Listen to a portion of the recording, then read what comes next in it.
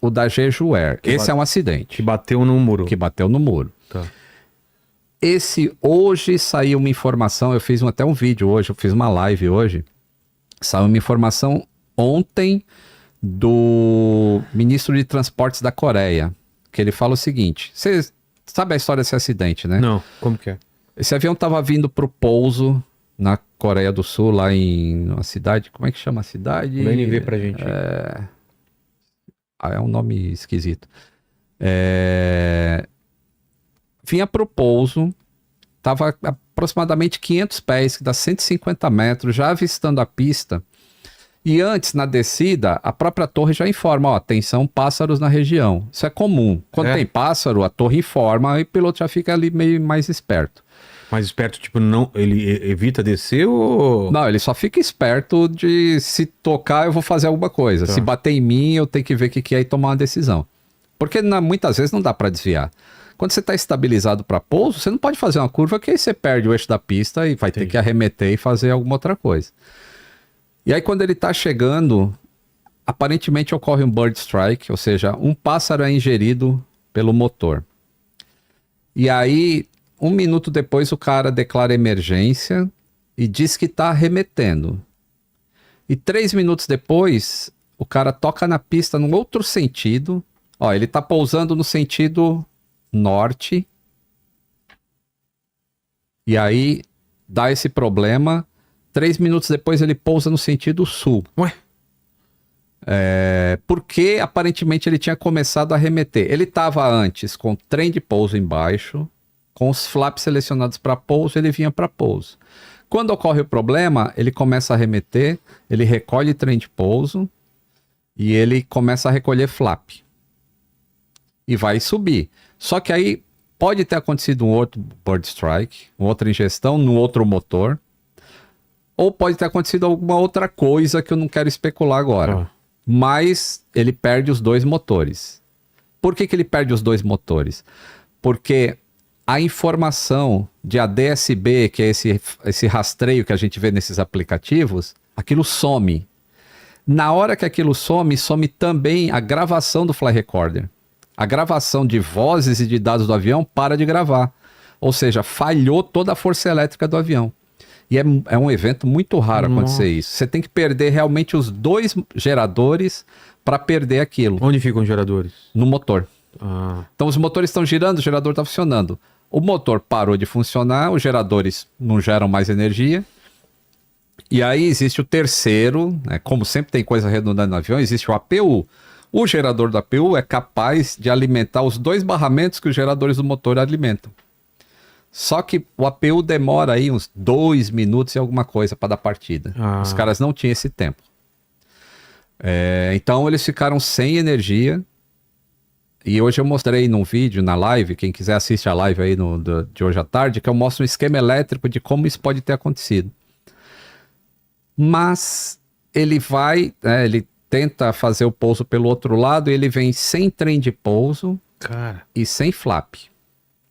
Então ele está muito veloz. O 737, flap é para diminuir a velocidade. O flap é para diminuir a velocidade e aumentar a sustentação. E o trem de pouso também é para diminuir a velocidade. Também, né? Porque mais quando você abaixa aquele, dá aquele arrasto, o avião até dá uma desacelerada quando baixa o trem de pouso. Ele vinha sem isso. E a pergunta é por quê? O que mais diminui a velocidade? Tem umas coisas de redundância, alguma coisa para...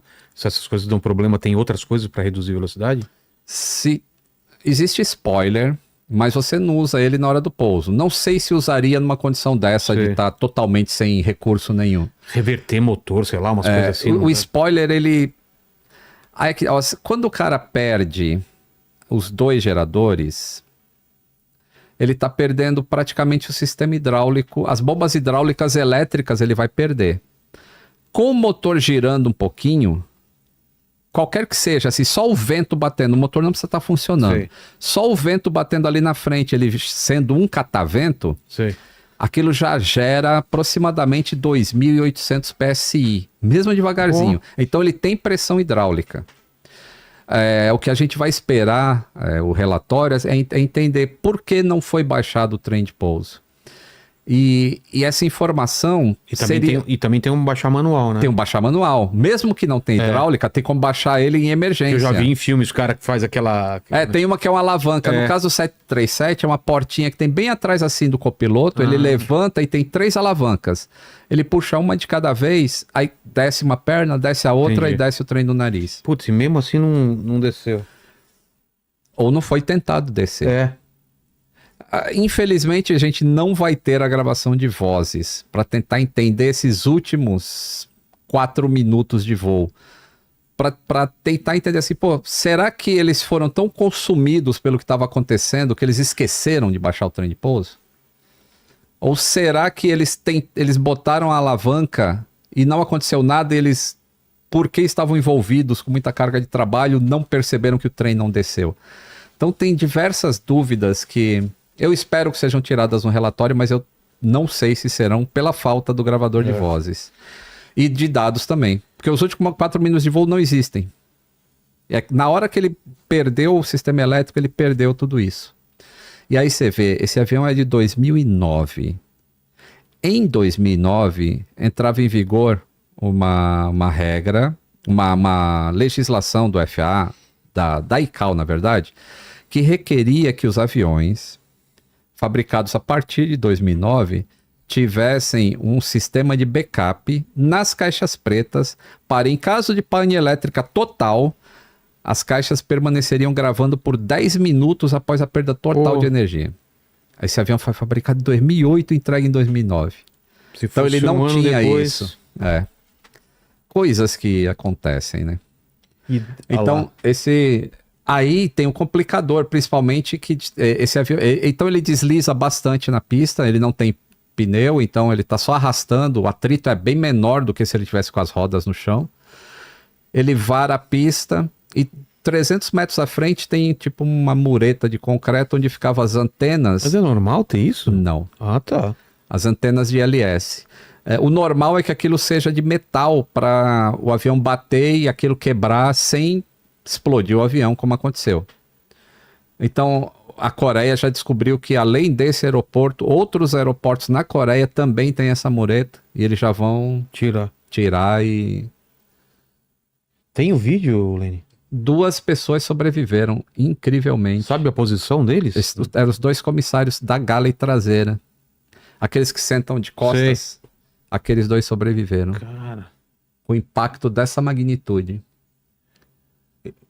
Você estima que ele estava quanto de velocidade no impacto? Mais de 300 km por hora. Sério? Não é esse, tá? Esse é o do Cazaquistão, mas pode deixar isso aí pra gente esse ver. é do Cazaquistão? Tá vendo? Olha que ele dá uma... Apesar da câmera do cara tá meio torta, ele dá um mergulho e aí ele sobe. É como se ele estivesse tentando controlar o avião só com potência de motor. Porque se ele perdeu todo o sistema hidráulico, ele realmente fica incontrolável. E o do... No caso do 737, olha que interessante. No caso do 737, a perda de todo o sistema hidráulico, ele ainda mantém alguns comandos de voo, que é por cabo direto, mas vai ficar muito difícil de mexer. Ele consegue manter a inclinação de asa e o nariz para cima e para baixo. No caso do Embraer, ele não tem a reversão manual. Esse é o do muro ou não? Não, esse é o do... ainda é do Embraer? Esse é o do Cazaquistão. Cazaquistão. Ó, sobrou intacto ali praticamente. Cara. Durante o voo, tem um cara que filma, depois que explode a bateria antiaérea lá, o míssil, o cara filma uma mulher ferida, porque fragmentos chegaram a atingir passageiros.